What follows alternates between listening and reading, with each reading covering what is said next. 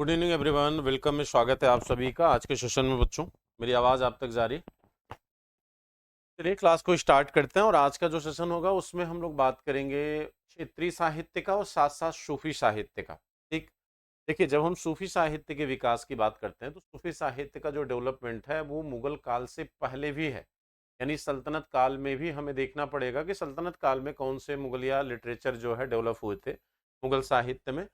और सॉरी, फिर हमें मुगल काल में देखना होगा कि मुगल काल में कौन कौन से सूफी साहित्य विकसित होते। तो इसको दो सेगमेंट में हम लोग बांट कर देखते हैं कि एक तो ये देख लेते हैं कि सूफी साहित्य सल्तनत काल में कैसे डेवलप हुआ है और फिर मुगल काल में, और उसके साथ साथ सूफी साहित्य कवर करने के बाद जो है फिर हम बात करेंगे क्षेत्रीय साहित्य की, कि क्षेत्रीय साहित्य किस किस लैंग्वेज में जो है अलग अलग भाषाओं में विकसित हुए। बंगला में कौन से, असम में कौन से, मराठी में कौन से हैं।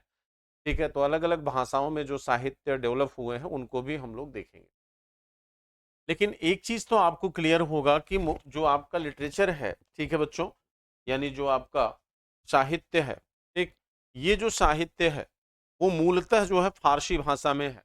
ठीक, फारसी भाषा में क्यों है? इसलिए है क्योंकि सल्तनत काल और मुगल काल दोनों कालों की जो भाषा रही है वो बेसिकली जो है वो फारसी भाषा रही है। ठीक, तो जब हम सूफी साहित्य को देखते हैं तो सूफी साहित्य भी मूलतः जो है आपके फारसी भाषा में ही ज्यादा दिखता है। पहले हम सूफी साहित्य देख लेते हैं। ठीक है, इसकी भाषा क्या है? भाषा इसकी ज्यादातर फारसी है, फारसी भाषा में इसका विकास है। लेकिन ऐसा क्यों? ऐसा इसलिए क्योंकि सल्तनत काल और मुगल काल दोनों कालों में फारसी जो है, सल्तनत काल और मुगल काल में, सल्तनत काल और मुगल काल में दोनों में जो भाषा है वो क्या है? फारसी है। दोनों की जो भाषा है वो क्या है? फारसी। दोनों की भाषा जो है क्या है? फारसी है। ठीक, अच्छा, इनका जो भी धार्मिक साहित्य रहा है, चूंकि मूलतः जो है आपके जो सूफी हैं ये उदारवादी विचारधारा के हैं। ये क्या है? ये उदारवादी प्रवृत्ति के हैं, यानी धर्म के उदारवादी चरित्र को मानते हैं, उदारवादी प्रवृत्ति को मानते हैं। तो इनका जो धार्मिक दृष्टिकोण है वो दो भागों में बटा हुआ दिखता है। इनका जो जो सल्तनत काल में जो धार्मिक साहित्य विकसित हुआ, अगर हम सल्तनत काल की बात करें कि सल्तनत काल में जो धार्मिक साहित्य रहा है वह धार्मिक साहित्य जो है आपको दो स्वरूप में दिखाई देगा। ठीक, उसका कारण क्या है? कारण ये है कि एक तो इस्लाम को कट्टरपंथी रूप से आगे लेकर चलने वाला वर्ग होगा, एक जो है इस्लाम में उदारता को देखने वाला वर्ग होगा। इसीलिए कहा जाता है कि मुसलमानों का जो धार्मिक दृष्टिकोण है, जो मुस्लिम वर्ग है, उसके धार्मिक दृष्टिकोण को दो वर्गों में बांटा जाता है। एक को कहते हैं रूढ़िवादी वर्ग, ठीक है, जिसको इस्लाम में क्या कहा गया? असरती। ठीक है, और दूसरा जो उदारवादी वर्ग है जिसको इस्लाम में क्या कहा गया है? मुतजली। ठीक है, तो दो भागों में डिवाइड किया गया है, असरती और मुतजली। असरती और मुतजली। तो जो मुतजली है ये आपके उदारवादी हैं, ये उदारवादी हैं। ठीक, और ये जो है असरती आपके ये रूढ़िवादी हैं।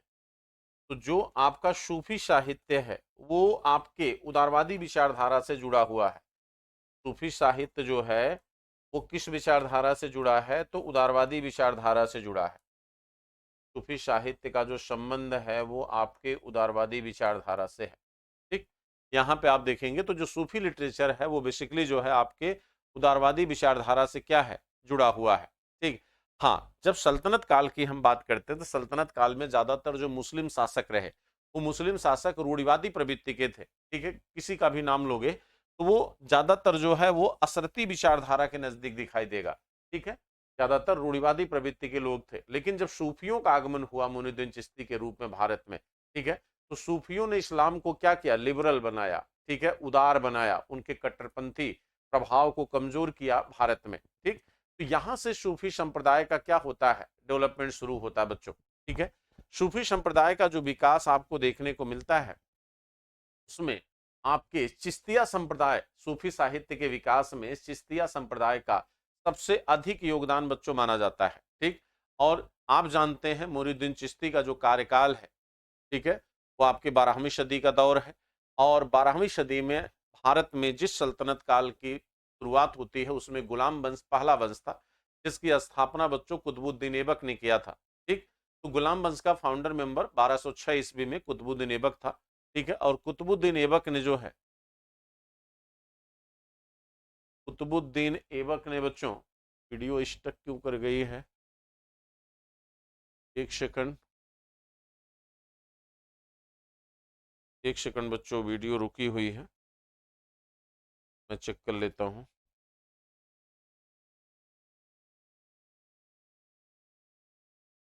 तो कुतुबुद्दीन ऐबक जो है,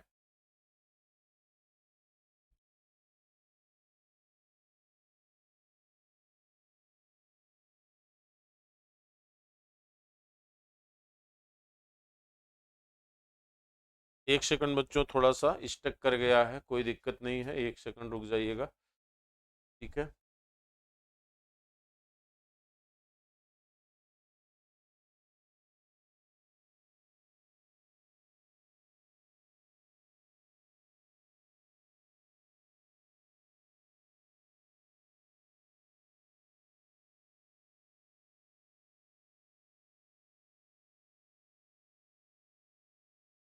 बच्चों क्लास को एंड नहीं करेंगे।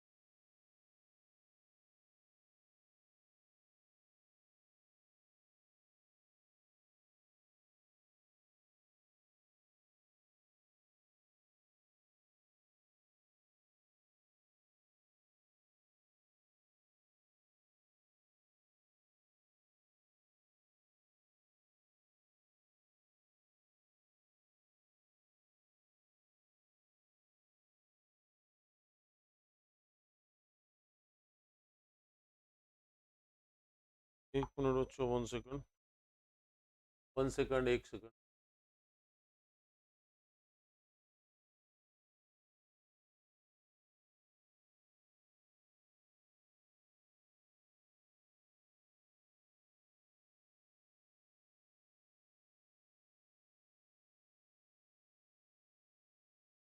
चलिए, कोई दिक्कत नहीं है, अभी क्लास आपको दिख रही होगी बच्चों, क्लास आपको दिख रही है।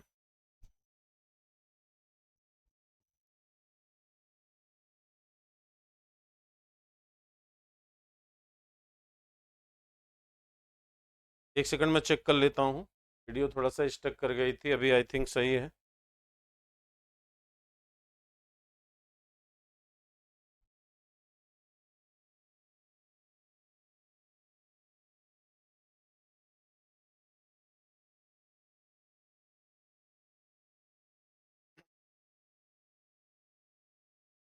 चलिए आगे कंटिन्यू किया जाए।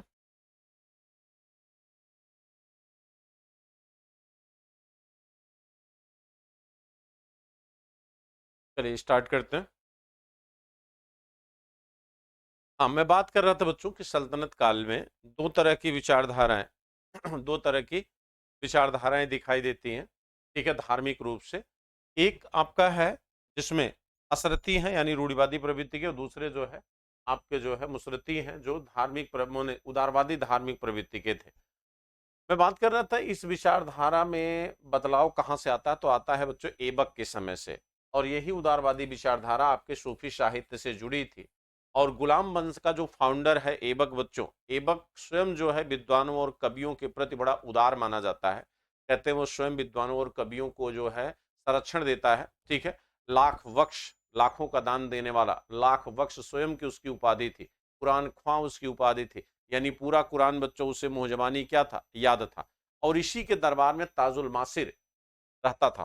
ठीक है, ताजुल मासिर बच्चों जो एक लेखक हैं, वो ऐबक के दरबार में ही थे। ऐबक के दरबार में ताज उल माशिर, ठीक है, ये बच्चों इन्हीं के दरबार में थे। ठीक, और माना जाता है ताजुल मासिर, ठीक, ताजुल मासिर तो किताब का नाम है। ठीक, हसन निजामी इसके लेखक हैं जो इन्हीं के दरबार में थे। हसन निजामी जो है, जो इनके लेखक हैं, वो आपके ऐबक के दरबार में थे। इसके बाद आप देखेंगे इनके द्वारा जिस किताबों का या जिन तरह के ग्रंथों का निर्माण किया गया, उनको तो हम सूफी साहित्य में शामिल नहीं कर पाएंगे। ठीक है, लेकिन यदि हम सूफी साहित्य की बच्चों बात करें तो सूफी साहित्य की शुरुआत जो है आपके मोइनुद्दीन चिश्ती के समय से होती है। मोइनुद्दीन चिश्ती के समय से शुरू होता है। ठीक, तो आज हम ऐसा नहीं है कि केवल सल्तनत काल के लेखकों की बात करेंगे कि सल्तनत काल में ऐबक के समय कौन था, इल्तुतमिश के समय कौन लेखक रहा, बलबन के समय कौन रहा। अभी हम उस पर नहीं जाएंगे, उसका एक अलग क्लास लेंगे। आज जो हमारा फोकस रहेगा वो सूफी ग्रंथों पर रहेगा। तो सूफी ग्रंथों में जो सबसे महत्वपूर्ण ग्रंथ है बच्चों, वो है अनीशुल अफवाह। ठीक है, अनीशुल अरवाह। अगर हम सूफी ग्रंथ की बात करें तो सूफी ग्रंथों में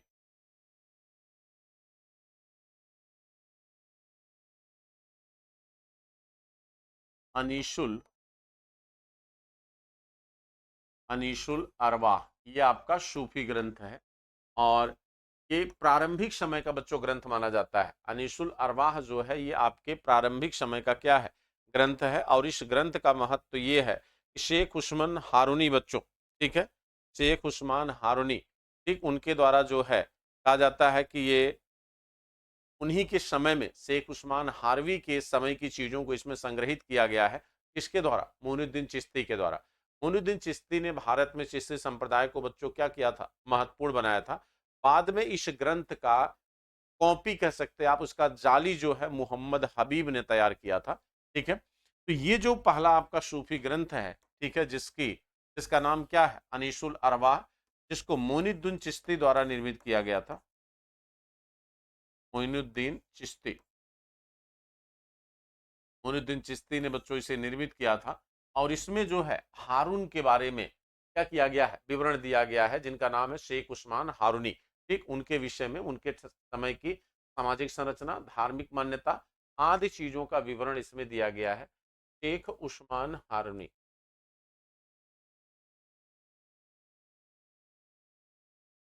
शेख उस्मान हारूनी, ठीक है, इन्हीं के समय का विवरण है,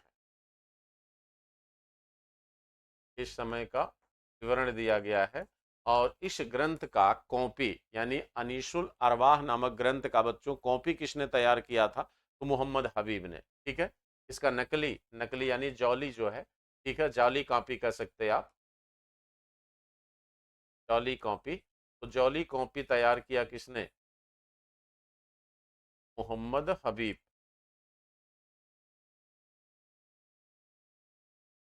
मोहम्मद हबीब ने बच्चों तैयार किया था। अब इसके बाद जो दूसरा सबसे महत्वपूर्ण ग्रंथ है बच्चों, वो है आपका दलैल उल अरफीन। ठीक है, दलैल उल अरफीन। तो दलैल उल अरफीन जो है ये भी मोइनुद्दीन चिश्ती से ही संबंधित है। और आपको बता दें बच्चों, कहते हैं कि मोइनुद्दीन चिश्ती जो सूफी संप्रदाय में चिश्ती संप्रदाय के महान सूफी संत माने जाते हैं, मोइनुद्दीन चिश्ती के समय जिन ग्रंथों का निर्माण किया गया उसमें जो दूसरा ग्रंथ है वो है दलैल उल अरफीन, दलैल उल अरफीन। ठीक है,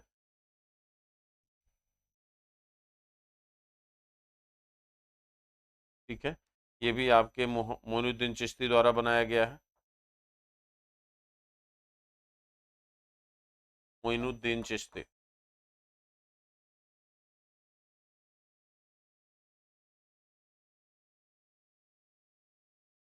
मोइनुद्दीन चिश्ती द्वारा बनाया गया है।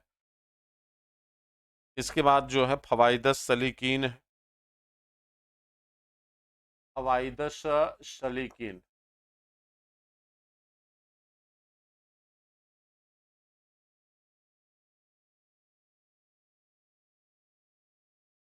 अवाइदश सलीकीन है। तो ये ग्रंथ बच्चों जो निर्मित हुआ है ये है कुतुबुद्दीन बख्तियार काकी द्वारा संकलित किया गया है। कुतुबुद्दीन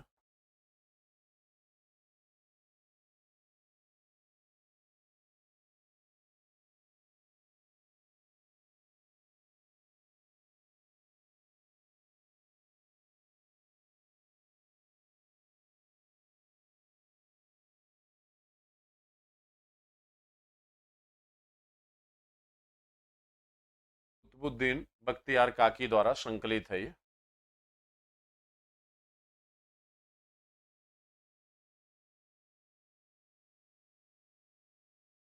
ठीक है, कुतुबुद्दीन बख्तियार काकी द्वारा ये संकलित है।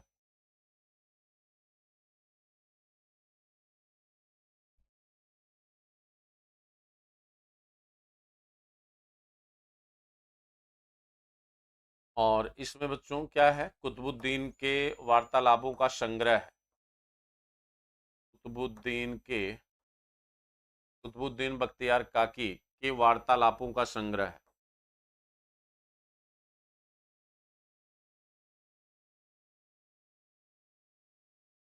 आपका संग्रह, इन्हीं के वार्तालापों का बच्चों इसमें क्या है, संग्रह है। ठीक, इसके अतिरिक्त जो है अगला जो आपका सूफी साहित्य है वह है रहतुल कुलूब। रहतुल कुलूब,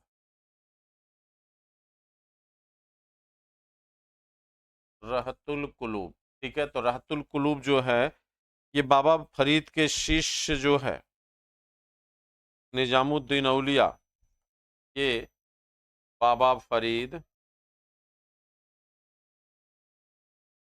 एवं इनके शिष्य थे निजामुद्दीन औलिया,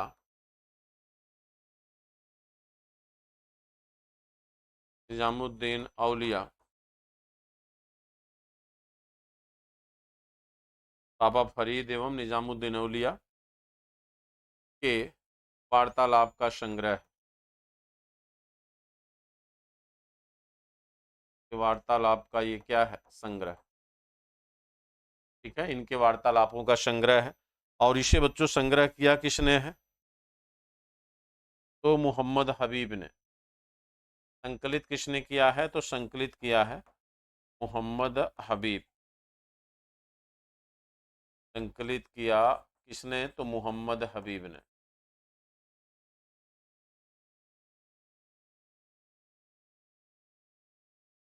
संकलित किया इसे किसने, मोहम्मद हबीब द्वारा इसका क्या किया गया है, संकलन किया गया है। तो ये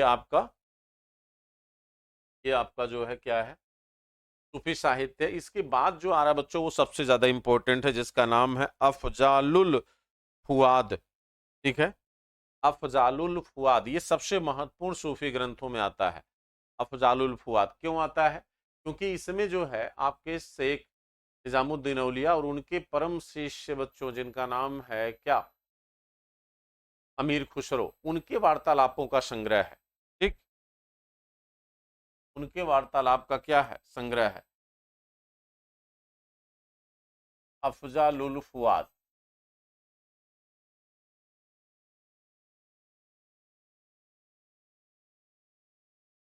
अफजालुल फुआद।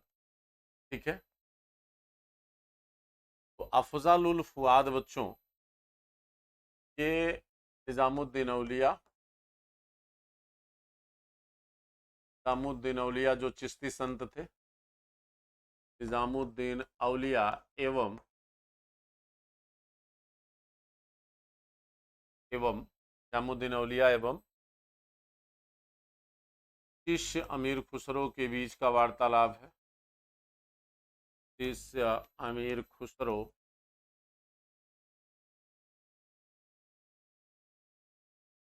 शिष्य अमीर खुसरो के बीच का वार्तालाप है।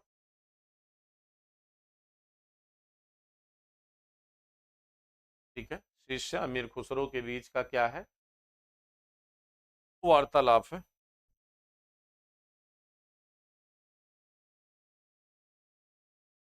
ठीक है, और इसका संकलन बच्चों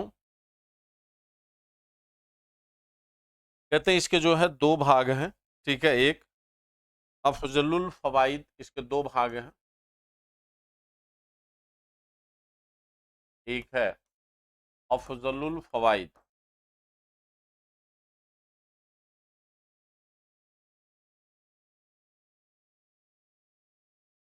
अफजलुल फवाइद, और दूसरा है इसमें जो है आपका रहतुल मुहब्बिन,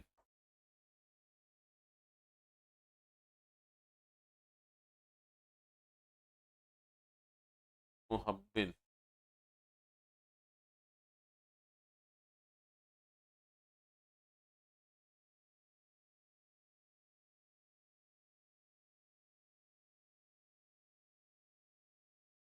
रहतुल मुहब्बिन, ये दो भाग हैं आपके इसके। और इसका संकलन जो है, ठीक है, इसका संकलन बच्चों इन्हीं दोनों के द्वारा किया गया है। ठीक, मोहम्मद हबीब इसे जौली मानते हैं, फर्जी मानते हैं। ठीक है, मोहम्मद हबीब जो है ये फर्जी मानते हैं, यानी जाली।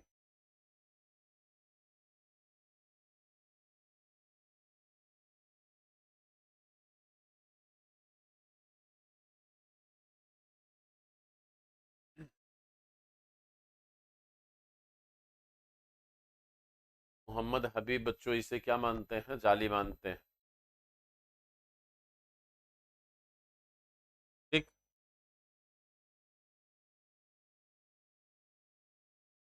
अगला क्या है बच्चों? अगला है फवाइदुश फुआद। ठीक, तो फवाइदुश फुआद में भी आपके शेख निजामुद्दीन औलिया हैं, लेकिन उसमें अमीर खुसरो की जगह बच्चों कोई और है, हसन निजाम। ठीक है, तो अगला जो है वो है फवाइदुश फुआद, फवाइदुश फुआद, फवाइदुश फुआद, ये भी आपका सूफी साहित्य है। और इसमें जो संकलन है वो किसका है? तो इसमें संकलन है शेख निजामुद्दीन औलिया का।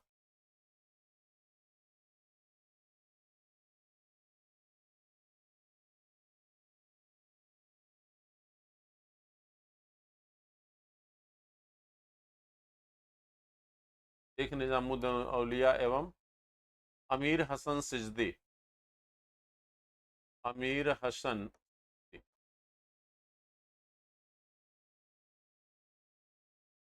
अमीर हसन सिजदी। ठीक है, इन दोनों के बीच का क्या है? वार्तालाप है। ठीक है, दोनों के बीच का वार्तालाप संग्रह है, जो बच्चों बेहद क्या है? इंपॉर्टेंट है। ठीक है, इन दोनों के बीच के वार्तालाप का संग्रह जो है इसमें क्या है? किया गया है। ठीक है, और ये आपको कई बार आपको परीक्षाओं में पूछा भी गया है, काफी इंपॉर्टेंट है ये। ठीक है, कई बार ये परीक्षाओं में पूछा गया, और ये सबसे लोकप्रिय और प्रामाणिक, कहते हैं चिश्ती सूफियों के जीवन एवं उनकी शिक्षाओं पर प्रथम प्रामाणिक रचना मानी जाती है। ठीक है, चिश्ती सूफियों के जीवन और उनकी शिक्षा पर प्रथम प्रामाणिक रचना है ये। चिश्ती सूफियों के जीवन, के जीवन एवं शिक्षा पर, के जीवन एवं, के जीवन एवं शिक्षा पर प्रथम प्रामाणिक ग्रंथ,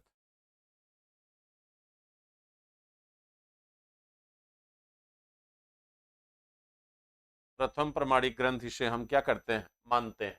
ठीक है, इसे हम प्रथम प्रामाणिक ग्रंथ बच्चों मानते हैं। दूसरी ये चीज ये, ठीक है, इसे मलफूजात भी हम कहते हैं। ठीक है, इसे बच्चों क्या कहते हैं? मलफूजात। ठीक, एक ग्रंथ है इनका मिफ्तहुल अशीकीन, जो नासिरुद्दीन चिरागे दिल्ली, ये भी आपके चिश्ती संप्रदाय से ही थे। ठीक है, और उन्हीं के द्वारा बच्चों इसको लिखा गया है। ये भी काफी इंपॉर्टेंट लिटरेचर है आपका। ठीक, मिफ्तहुल अशीकीन, नीचे मैं लिख दे रहा हूं, मिफ्तकुल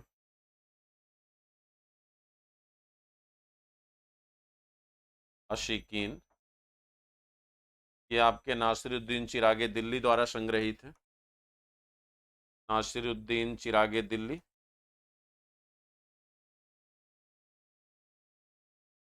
ठीक है, इसको नोट कर लीजिए। नासिरुद्दीन चिरागे दिल्ली ने इसे संग्रहित किया था। ठीक है, इसको नोट करिए फटाफट बच्चों। नासिरुद्दीन चिरागे दिल्ली, नासिरुद्दीन चिरागे दिल्ली।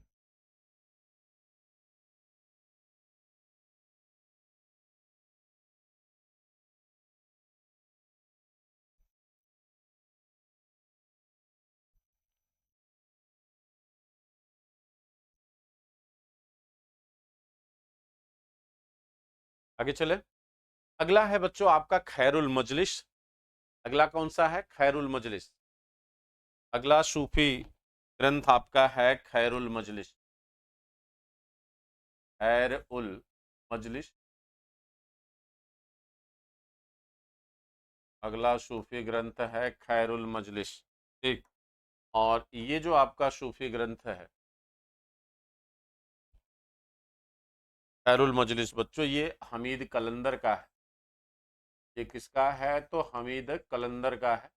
और इसका जो सबसे बड़ा महत्व है इस ग्रंथ का, वो महत्व इस बात के लिए है कि इसमें निजामुद्दीन औलिया, निजामुद्दीन औलिया की बातों का संग्रह है, या उसके विचार कर सकते हैं। निजामुद्दीन औलिया के विचारों का बच्चों इसमें संग्रह है। निजामुद्दीन औलिया के विचारों का इसमें क्या है? संग्रह। ठीक। के जो सिद्धांत है, उसकी जो थ्योरी है, उसको इसमें संग्रहित किया गया है खैरुल मजलिस में।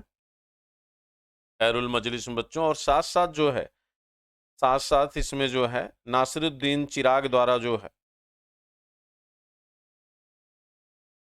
इस अंश का, ये जो निजामुद्दीन औलिया के विचारों का जो संग्रह है इस खैरुल मजलिस में, यह संग्रह इस किताब में जो है हमीद कलंदर ने नहीं, बल्कि नासिरुद्दीन चिरागे दिल्ली ने किया है। नासिरुद्दीन चिरागे दिल्ली ने।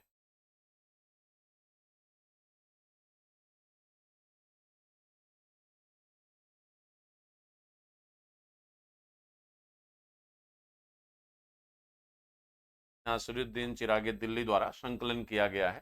ठीक है, नासिरुद्दीन चिरागे दिल्ली के द्वारा क्या किया गया है? संकलन किया गया। अगला जो है वो है बच्चों आपका नजहतुल अरवाह। नजहतुल अरवाह, नजहतुल अरवाह, ये भी आपका चिश्ती ग्रंथ है, नजहतुल अरवाह। ठीक है, और ये मोहम्मद हसैन ने इसका संकलन किया है। मोहम्मद हुसैन ने। और ये किसको समर्पित किया है? निजामुद्दीन औलिया को समर्पित है। ये ग्रंथ किसको समर्पित है? तो निजामुद्दीन औलिया को समर्पित है।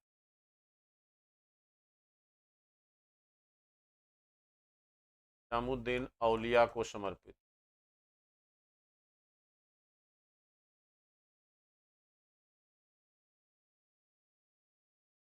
ठीक है, निजामुद्दीन औलिया को बच्चों क्या है? ये समर्पित है।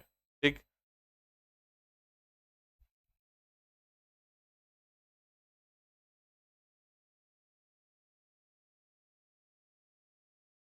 ठीक है, एक और है, उसे कहते हैं बच्चों असरारुल औलिया।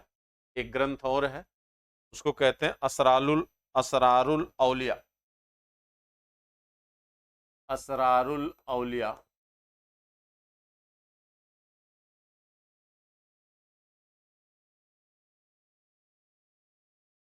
का जो संकलन है वो बाबा फरीद गजे शंकर द्वारा किया गया है, जो चिश्ती संप्रदाय के ही थे, बाबा फरीद गजे शंकर।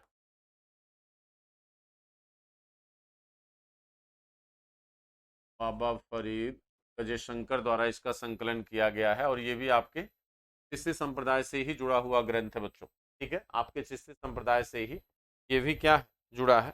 ठीक है, एक सेकंड।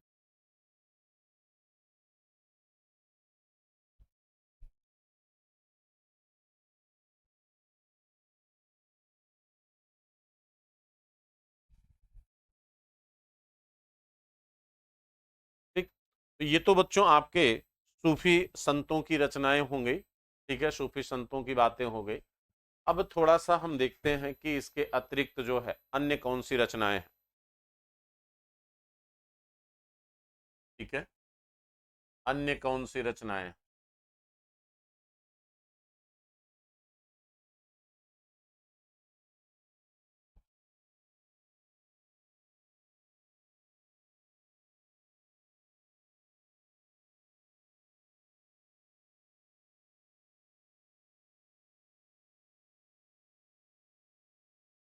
अन्य कौन सी रचनाएं।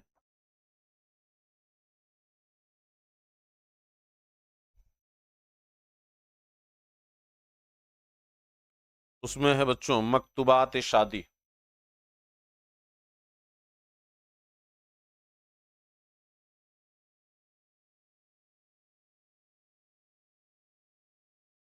मकतूबात शादी ये शरफुद्दीन मनेरी की रचना है।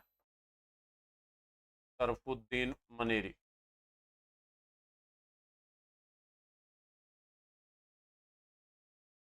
ठीक है, ये माने प्रथम गद्य लेखक माना जाता है। प्रथम गद्य लेखक भी इसको कहते हैं, शरफुद्दीन मनेरी को। ठीक है, दूसरा जो है आपका है योग कलंदर है। योग कलंदर ये भी सूफी ग्रंथ है सैयद मुर्तजा की। योग कलंदर किसकी है तो सैयद मुर्तजा की। सैयद मुर्तजा। तीसरा जो आपका है वो है तौहीद वजूदी। तौहीद वजूदी नासिरुद्दीन चिरागे दिल्ली की है। तौहीद वजूदी ये ग्रंथ किसका है तो नासिरुद्दीन चिरागे दिल्ली का है। नासिरुद्दीन चिरागे दिल्ली।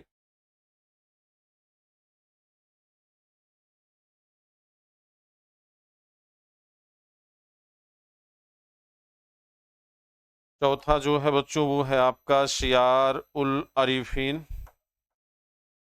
शियार उल अरीफीन।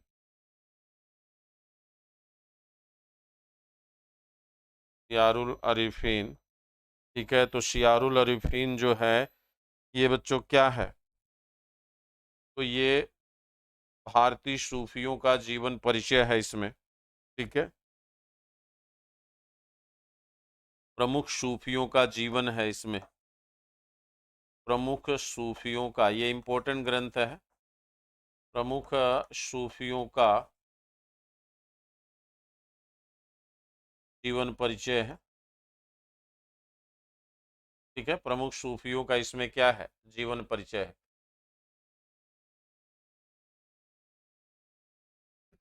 प्रमुख सूफियों का जीवन परिचय।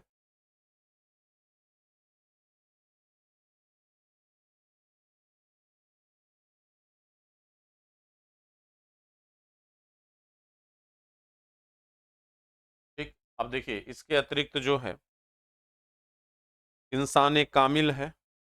इंसान कामिल।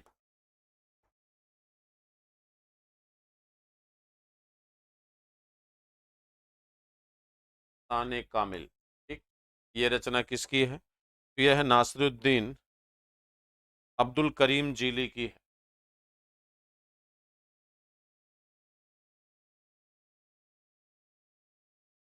अब्दुल करीम जीली।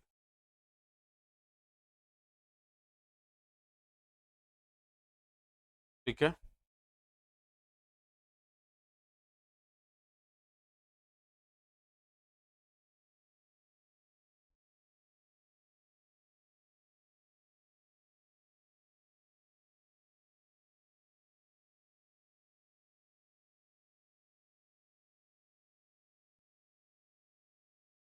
अब्दुल करीम जीली की है। और एक इल्म उल किताब है। इल्म उल किताब ये मीर दर्द की है। ये जर इम्पोर्टेंट है। ये किसकी है तो मीर दर्द की। ठीक है, इल्म उल किताब है ये मीर दर्द की रचना है। और ये इम्पोर्टेंट भी है। ये आपकी इम्पोर्टेंट है मीर दर्द की बच्चों, वो पूछा भी गया है।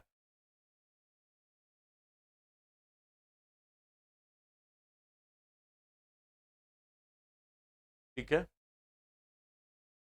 देखो, जब भी आप सूफी साहित्य को आप देखेंगे तो सूफी साहित्यों का जो विकास है, जो डेवलपमेंट है, वो या तो मलफूजात के रूप में दिखेगा, या तो मकतूबात के रूप में दिखेगा, या औरद के रूप में, या इसरत के रूप में। यानी कहने का मतलब है, या तो वार्तालाप का संग्रह होगा, या तो जीवनी होगी, ठीक है, या तो किसी के प्रति एक समर्पण होगा, जैसे किसी ने अपने गुरु के नाम पर लिखा है, ठीक है।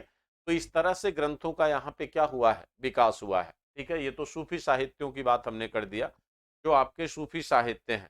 अब कुछ ऐसे ग्रंथों को भी हम डिस्कस करेंगे बच्चों, जो आपके संस्कृत ग्रंथ हैं और जिनका क्या किया गया है, अनुवाद किया गया है, ठीक है। यहाँ से भी आपको बहुत सारे ग्रंथ जो है पूछे जाते हैं। तो कौन से ऐसे जो है सल्तनत काल के संस्कृत ग्रंथ हैं जिनका फारसी अनुवाद किया गया है, और किस राजा या किस सुल्तान के टाइम पीरियड में किया गया, ठीक, और उसका अनुवाद जो है किसके द्वारा बच्चों किया गया, ठीक, किसने अनुवाद किया, किसके समय किया, ठीक है। तो एक उसका आप लोग बना लीजिए।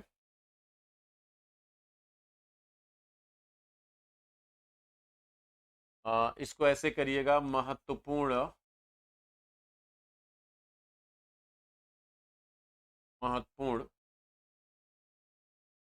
संस्कृत ग्रंथों का फारसी अनुवाद।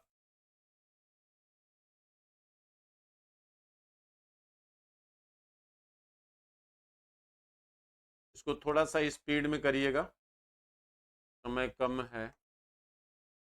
महत्वपूर्ण संस्कृत ग्रंथों का फारसी अनुवाद।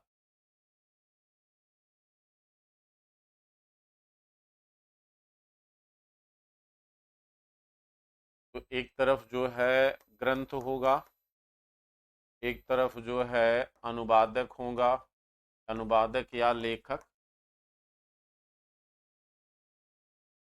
और एक तरफ जो है आपका सुल्तान होगा, यानी किसके समय में किया गया, ठीक है।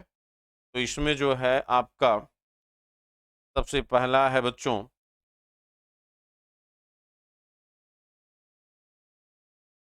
सबसे पहला है आपका सिंहासन बत्तीसी। सिंहासन बत्तीसी,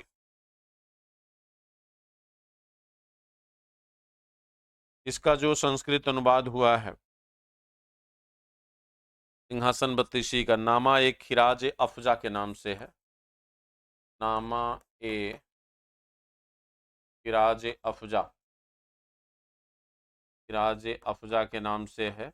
और ये हुआ बच्चों किसके समय, तो इल्तुतमिश के समय, इसके समय हुआ, इल्तुतमिश के समय, ठीक है। इल्तुतमिश के टाइम पीरियड में होता है, और ये फारसी में शायद पहला अनुवाद है, फारसी में प्रथम अनुवाद है ये, फारसी में प्रथम अनुवाद, फारसी में ये क्या है, ये आपका पहला अनुवाद है फारसी में, ठीक है। फारसी में प्रथम अनुवाद है। और दूसरा जो है आपका तीसरा, तीसरा जो है आपका तूतीनामा है,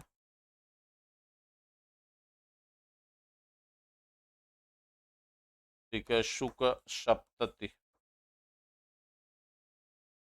तूतीनामा का अनुवाद है शुक सप्तति,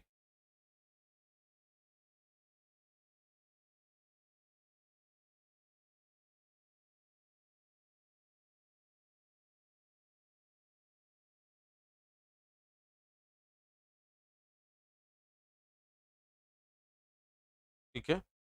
और ये अनुवाद किया बच्चों किसने, जिया नक्शवी ने, जिया नक्शवी ने किया था, किसके समय, तो यमबीटी के समय, मोहम्मद बिन तुगलक के समय, ठीक है।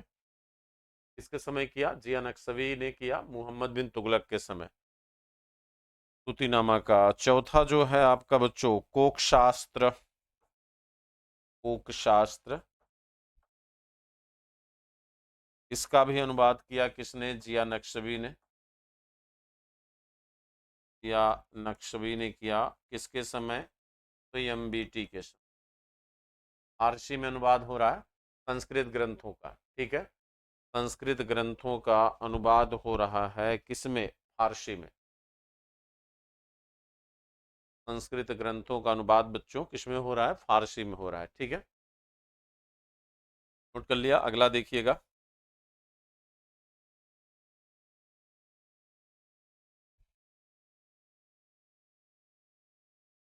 अगला है अगला है बच्चों आपका खगोल शास्त्र का ग्रंथ है। खगोल शास्त्र का अनुवाद हुआ दलाइल फिरोज शाही।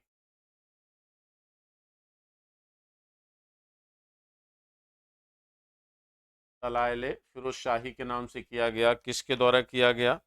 तो ये किया गया बच्चों आपके खालिद किरमानी के द्वारा। खालिद किरमानी ने किया किसके समय? एफएसटी के समय।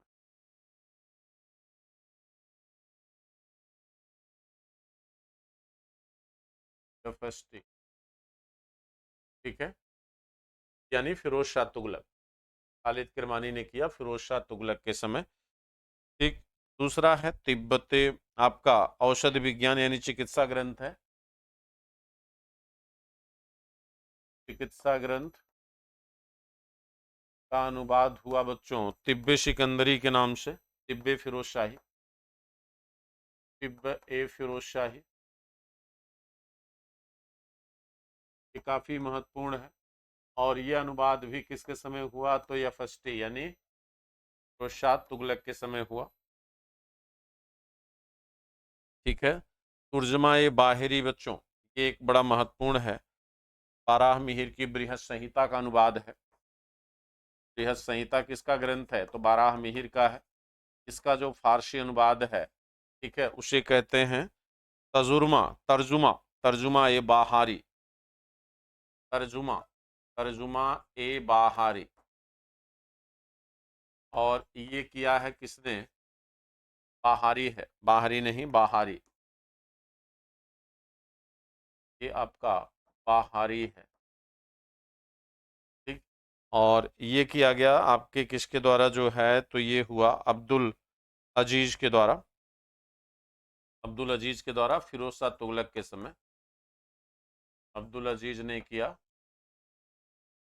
के समय किया एफएसटी यानी फिरोज शाह तुगलक के समय। ठीक।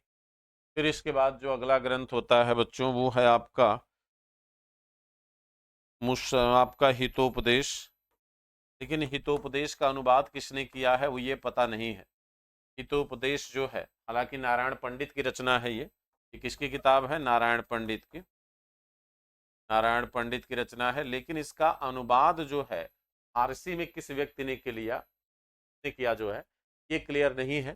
ठीक है, लेकिन हाँ इसका जो फारसी अनुवाद है वो बच्चों मुशर्रिफ अल कलाब के नाम से जाना जाता है। मुशर्रिफ अल कलाब, मुशर्रिफ अल कलाब के नाम से जाना। ठीक है, मुशर्रिफ अल कलाब के नाम से इसे जानते हैं। ठीक। तो ये तो हो गया, इसको नोट कर लीजिए। फिर आगे बढ़ते हैं। हितोपदेश हो गया। हितोपदेश का रचना मुशर्रिफ अल कलाब के नाम से हुई है। ये फारसी अनुवाद है इसका। ठीक है, किसके समय में? एफएसटी के समय में। ठीक। फिर आगे आगे देखिए। आगे बच्चों हम देखते हैं तो अगला है आपका आयुर्वेद का अनुवाद। आयुर्वेद,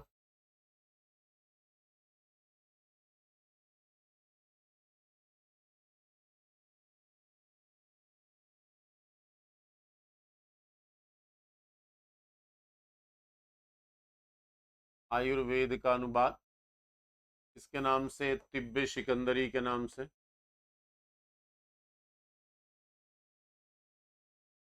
सिकंदरी के नाम से। इसमें लेखक का पता नहीं है, अनुवादक का नाम नहीं पता है। ये हुआ है सिकंदर लोदी के समय। सिकंदर लोदी के समय। ठीक है, सिकंदर लोदी के समय का हुआ है। एक इनके समय जो है और ग्रंथ हुआ था वो था संगीत का ग्रंथ बच्चों, जिसको कहते हैं लज्जते सिकंदरी, और दोनों बहुत ही फेमस हैं।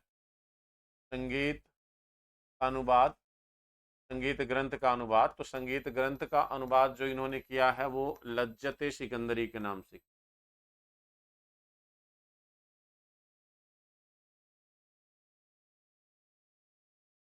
ठीक है, और ये भी सिकंदर लोदी के समय।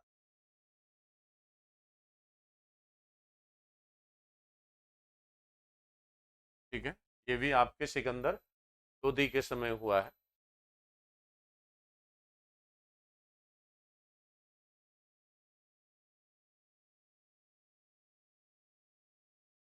इसके बाद बच्चों अगला है जो है वो हठ योग की अमृत कुंड है। हठ योग पर आधारित अमृत कुंड किताब है। हठ योग पर आधारित अमृत कुंड का जो अनुवाद है, ठीक है, इसका बच्चों अनुवाद जो है वो है बहार उल हयात के नाम से मोहम्मद गोश सत्तारी ने किया है। बहार उल हयात। और अनुवाद किसने किया है?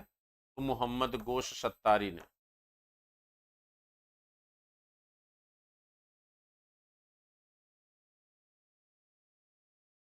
किया, तो मोहम्मद गौश सत्तारी ने किया। ठीक है, मोहम्मद गौश सत्तारी ने किया इसका ट्रांसलेट।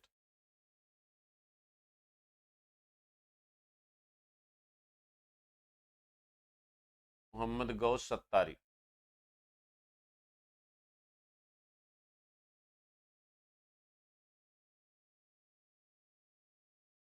फिर इसके बाद जो है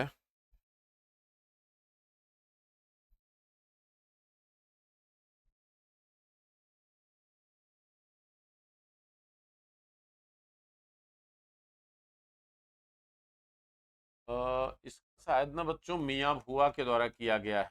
मियाँ भुआ सिकंदर लोदी के समय था, शायद उसने किया, इसको देख लेना। ठीक है, इसके बाद आपका है सालिहोत्र है।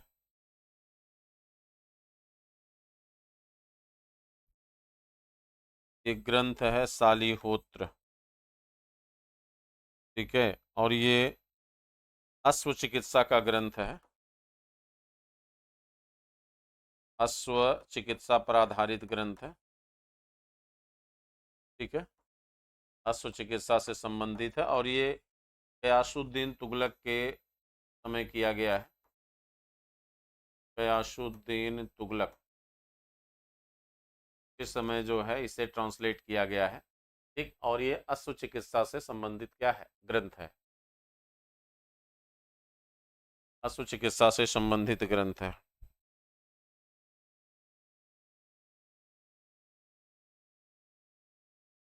इसके बाद बच्चों दो बड़े महत्वपूर्ण ग्रंथ हैं, एक दशावतार और दूसरा महाभारत। एक ग्रंथ है दशावतार और दूसरा है महाभारत। ठीक, और इन दोनों ग्रंथों का जो अनुवाद हुआ है वह हुआ बच्चों आपके मुल्ला शाह अहमद के द्वारा। किसने किया है? तो मुल्ला शाह अहमद। मुल्ला शाह अहमद इसका फारसी अनुवाद करते हैं और किसके समय करते हैं? जैनुल आबदीन के समय। जैनुल आबदीन कौन है? तो द्वितीय माने कश्मीर का अकबर। जैनुल आबदीन को आप क्या मानते हैं? जैनुल आबदीन को आप कश्मीर का अकबर कहते हैं। कश्मीर का अकबर, क्या आप क्या कहते हैं? तो कश्मीर का अकबर कहते हैं जैनुल आबदीन को। ठीक है, जैनुल आबदीन को बच्चों हम कश्मीर का अकबर मानते हैं। बात समझ गए कि नहीं? हालांकि इनके समय में बच्चों केवल यही नहीं बल्कि राज तरंगड़ी का भी अनुवाद हुआ है। ठीक है, ध्यान रखिएगा, महाभारत के साथ कल्हड़ की राज तरंगड़ी का भी हुआ है। कल्हड़ के राज तरंगड़ी का भी जो है अनुवाद इनके समय जो है किया गया था। ठीक है, और फारसी साहित्य को इन्होंने भी महत्व दिया था। फारसी भाषा में ही इन सभी ग्रंथों का बच्चों इन्होंने अनुवाद कराया था। इनके समय जो सबसे महत्वपूर्ण कवि थे वो थे मौलाना नासिरुद्दीन जामी।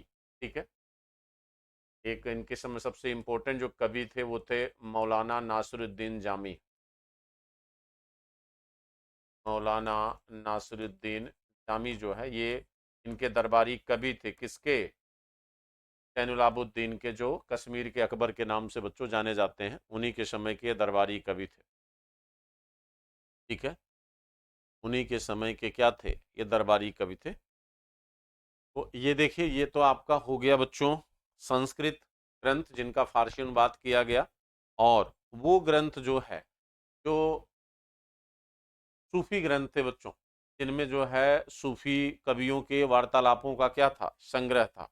ठीक है, जिनमें सूफी कवियों के वार्तालापों का क्या था, संग्रह था। तो ये उन ग्रंथों का हो गया।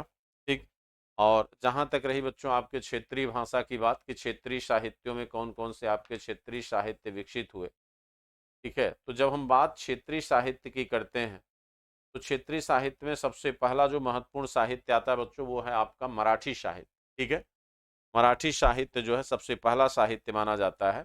और मराठी साहित्य का जो डेवलपमेंट है वो आपके दो बड़े महान कवियों के नेतृत्व में हुआ। एक जो है आपके जो चक्रधर भास्कर हैं, ठीक है, जिनका बड़ा नाम है मराठा साहित्य में, चक्रधर भास्कर। और दूसरे जो है बच्चों आपके नरेंद्र, इन्हीं को हम मुकुंदीय भी कहते हैं। ठीक, मराठा साहित्य के विकास में नरेंद्र यानी या मुकुंदीय या चक्रधर भास्कर, इन दो लोगों का बड़ा अहम योगदान रहा। तीसरा जो नाम बच्चों आता है, ठीक है, तीसरा नाम आता है भट्ट जी का। ठीक है, भट्ट जी ने भी अपना एक रोल अदा किया था मराठा साहित्य के विकास में। लेकिन बात यदि बच्चों हम मराठा साहित्य की करें, तो शुरुआत इसकी होती संत ज्ञानेश्वर की रचनाओं से। ठीक है, कहते हैं कि संत ज्ञानेश्वर ने लिखना जब शुरू किया, तो ज्ञानेश्वर जो है एकनाथ और तुकाराम, उन्होंने भी मराठा लिटरेचर को यानी मराठा साहित्य को बच्चों अपने चरम पर पहुंचाया।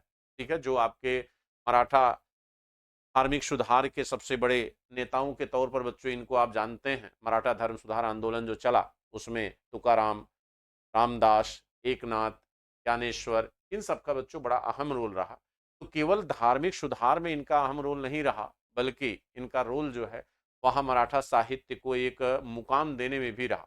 ठीक है, कहते हैं कि मराठी के महत्व पर जोर देते हुए एक बार संत एकनाथ ने एक स्टेटमेंट दिया था, जो बड़ा फेमस है आज भी मराठा में, जिसमें उन्होंने एकनाथ जी ने कहा था, यदि संस्कृत की सृष्टि ईश्वर ने की है, यदि संस्कृत की सृष्टि यानी यदि संस्कृत को ईश्वर ने बनाया है, तो क्या प्राकृत के चारों ओर, तो क्या प्राकृत के चारों, मतलब चारों प्राकृत के चारों प्रकारों का निर्माण बदमाशों ने किया है। भाई सीधी सी बात है, उनका एक स्टेटमेंट है सीधा साधा सीधा, कि भाई संस्कृत भी क्या है, एक भाषा है, एक माध्यम है।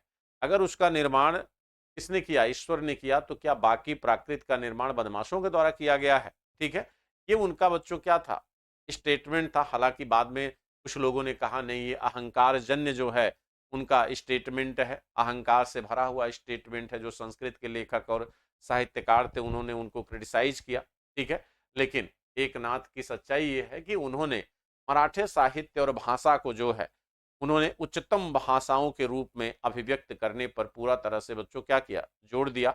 और मराठा साहित्य को उन्होंने महत्वपूर्ण भी बनाया।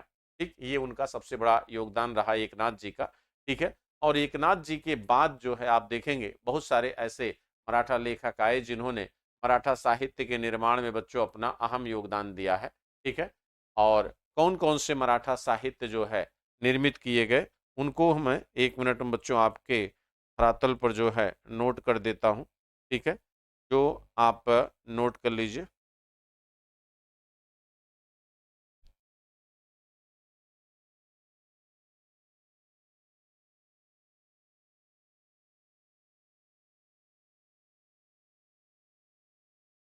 ठीक है, देखिए मराठा लेखकों में बच्चों एक श्रीधर स्वामी जो बड़े लेखक हैं, श्रीधर स्वामी, इन्होंने रामायण और महाभारत को अपनी रचनाओं का आधार बनाया। रामायण एवं महाभारत को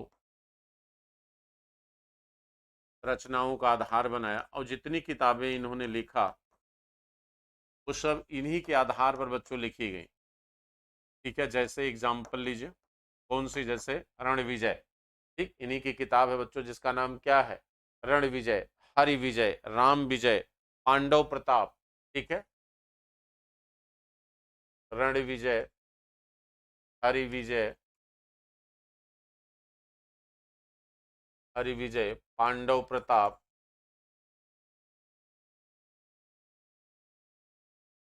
ठीक है, ये सब बच्चों इन्हीं की क्या है, रचनाएं हैं। ठीक है, ये इन्हीं की क्या है, रचनाएं हैं। ठीक, अब आप देखेंगे इसके बाद जो है एक महान लेखक बच्चों मुक्तेश्वर जी थे, उन्होंने मराठी में रामायण की क्या की थी, रचना की थी। मुक्तेश्वर जी ने मराठी में रामायण की क्या की, रचना। इन्होंने मराठी भाषा में रामायण लिखा, मराठी भाषा में रामायण।